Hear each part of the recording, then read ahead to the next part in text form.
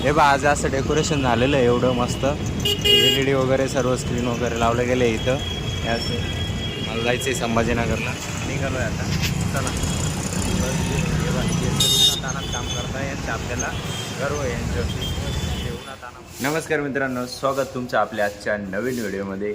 आता वाजले सकाळचे 11:15 झाले. मी ड्युटी नाही गेलो अजून, जायचं आहे मला पण आता रूम रेडी करायला.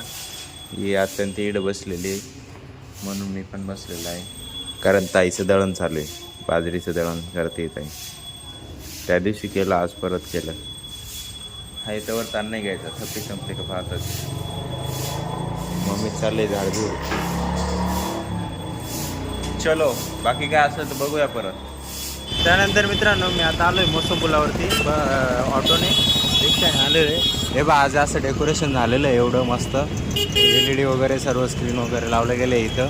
याच मला जायचं आहे संभाजीनगरला. निघालो आहे आता. चला बस हे बा हे उन्हातानात काम करता यांचं आपल्याला गर्व आहे यांच्यावरती. ते उन्हातानामध्ये त्यांची ड्युटी बजावत आहे. आणि हे बघू शकता तुम्ही, एवढं डेकोरेशन झालेलं आहे मस्त इथे.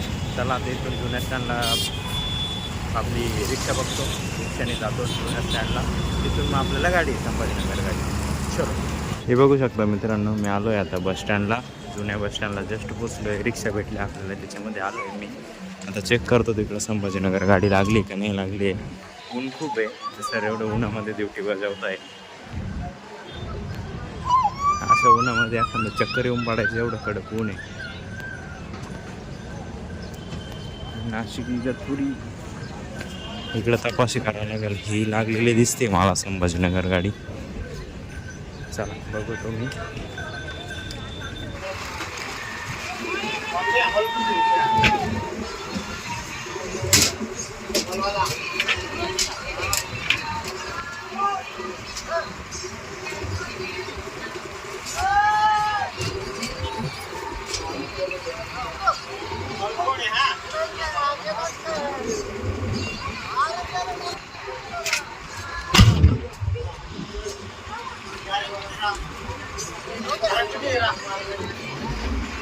नंतर मित्रांनो खूप खराब रस्त्याने प्रवास करत करत शेवटी 8 वाजता इथे पोचलो आपण. येताना रस्त्यात ट्रॅफिक लागली. त्यानंतर आता इथे उतरलो आहे मी आपलं बाबा पेट्रोल पंपजवळ. तो पलीकडे बाबा पेट्रोल पंप, इथे स्टॉप, रिक्षा स्टॉप.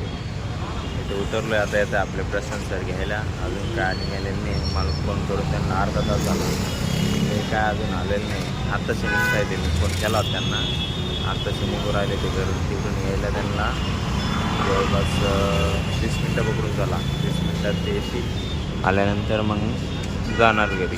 हे बाई बस आली. ते नांदगावच्या पुढे एकदम रस्ता खराब आहे. तो केव्हा चांगला होईल कोणास ठाऊक. लवकर व्हावं. तूळ वेळ एकदम टाकली.